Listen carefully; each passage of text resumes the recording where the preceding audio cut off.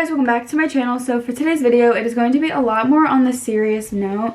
You guys have already seen and read the title and you already know what I'm going to be talking about, but this is something that is going to be really hard for me to talk about because this is definitely by far one of the most devastating things to happen to me in my life. I am not a very sentimental person, but this story chokes me up all the time when I talk about it, so I'm going to try my best. I have a couple of notes written down just so I don't leave anything out. And I really want to dedicate this video to my dad because anybody who personally knows him, either friends or family or just anybody who truly knows my dad, knows that he is one of a kind. He is somebody that will literally bend over backwards for anybody. He is truly the best dad in anything I could ever ask for, and I am so thankful for him. Okay, so the story starts April 4th, and I specifically remember so vividly. I was downstairs in my family room, and we used to have a piano down there, and I would sit and record videos, and it was when I came home from school one day. I was recording a video. I forget what I was singing. I was singing, recording, and everything was like all perfect. And I remember my mom came storming in the door on the phone with somebody, and she sounded very like stressed, and I was just curious what it was, so I stopped the video.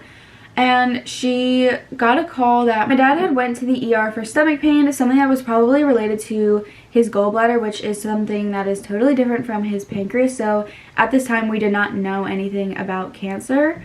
So after my mom got off the phone with my dad, we had both rushed up to the ER, and at this point we're kind of thinking about the worst case scenarios and what it could all be. And you guys, I hate to say this, but if I'm being honest, I was thinking in my head like, oh, nothing's gonna be wrong, like something like this can't happen to someone like me. Like, I don't know who I thought I was and what I was thinking, but that is totally not true.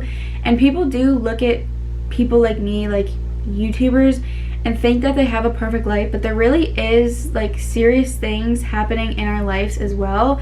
Our lives are not perfect. And after we had gotten to the ER, the CAT scan had showed a mass the size of an egg on his pancreas, and they were 99% sure that it was cancer. And I specifically remember sitting next to my dad.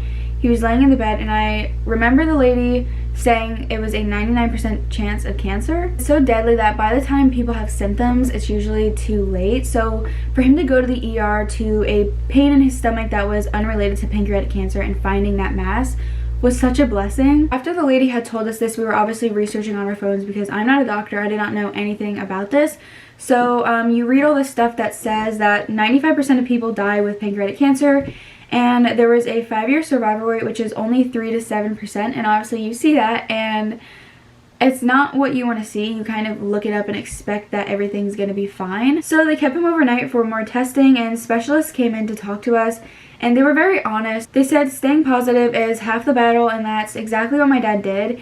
He is the most positive person I know, you guys. Like, I was just looking at him sitting in the ER, and I was trying not to bawl into tears, and he was just, and you could just tell that he was trying so hard to stay strong because I was there. And just like throughout this whole thing, he was really so positive. Okay, so as I was saying, I remember after all of this had happened, my family was outside at the pool, and me and my dad were just talking, and he said if anything happens to me, don't worry about me and just try and live a normal life, which I wanted to cry so bad when he said that. And I looked over at my sister and her boyfriend, which were sitting like at the table. Me and my dad were like by the pool, and there's like a table, so they were sitting there, and I looked over at my sister and I thought to myself, like, I can't cry because I don't really like to show my emotions. So I didn't cry, and now thinking about it, him saying that,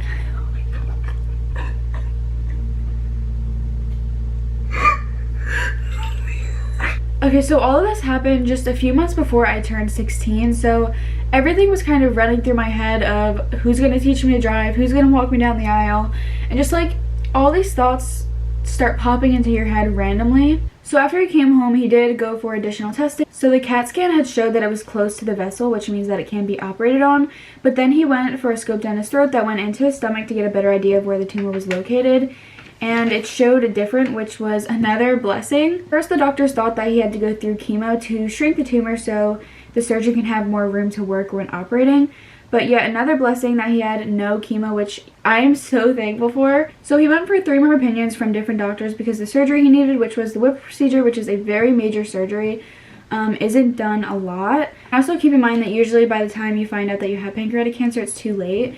So after choosing the right doctor that had the most experience in this surgery, was scheduled May 4th, exactly 1 month after being diagnosed. Surgery was about 6 hours, and they removed his gallbladder, a part of his small intestine, a part of his stomach, and half of his pancreas. And it was just so heartbreaking going to visit him, seeing him hooked up to all these machines and tubes, and he still had a smile on his face through all of it. It's just nobody wants to see their dad or somebody they love go through something like that. And also within minutes of him coming out of surgery, we got awful news that my papa passed away in a hospital that was about half an hour away from where my dad was. But after my papa had passed away, we had to keep it from my dad because we didn't want to cause any more stress. And he was already having a hard time breathing because of the tubes, so we didn't want to like choke him up or make him cry or anything. Once the tubes came out about 3 days later, we told him, and it was very hard on him because my parents were dating since high school and he was like a son to him. He was just very upset that he couldn't go to his funeral or be there for my mom because my poor mom was dealing with 2 things at once and trying to hide one of the things. So he was in the hospital for 1 week and the doctor couldn't believe how he recovered. He said he's never seen anyone do so well after that procedure. So he came home that Friday afternoon and was doing okay, and then started having pain on Sunday night.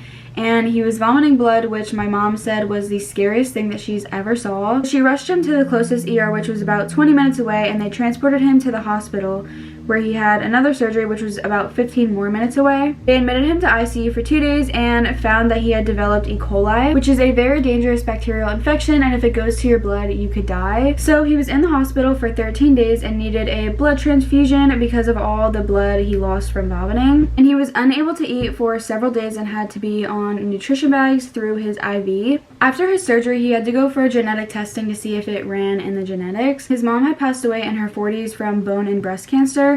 The testing came back that it's not hereditary, which means me and my sister are not at a high risk for getting it. We'll never know how he got it, at least it's not genetic. He did work in a factory for several years, which I'm not sure if that has anything to do with it. But 3 months later, we were able to go on our family vacation to Florida. I made a packing video for that, which I mentioned it a little bit in that video as well. April 4th, my dad went to the hospital, and then we basically found out that he had pancreatic cancer and he had to go through a Whipple procedure, which is a very, very major procedure. He is okay now. For everyone wondering, he wanted to go on this vacation. But this was definitely a big lesson to me and my family, and it taught us that life is too short to worry about things and that you never know what tomorrow will bring. And 5 months later, he got his dream car, which is the Trans Am. He's always loved that car, and he used to have one years ago, but got rid of it because he wasn't able to practice on it once he had me and my sister. Sorry, Dad. A year later, he's doing great and is cancer-free, and I couldn't be more thankful for that. Dad, you are the strongest person I know, and I love you so much, and I literally could not imagine life without you. Happy Father's Day to the best dad ever, and happy Father's Day to all of the other dads out there. Also, I miss you, Pop-Up, and I love you so much, and happy Father's Day to you as well. And when I mentioned this on my socials, I went kind of MIA for a while, and when I came back to my socials, I had lots of positive messages, so thank you to all you for your support. And I just want to let you know, if you are going through anything tough, please remain positive. It is the most important thing and the best thing that you can do. I love you all so, so much, and bye, guys.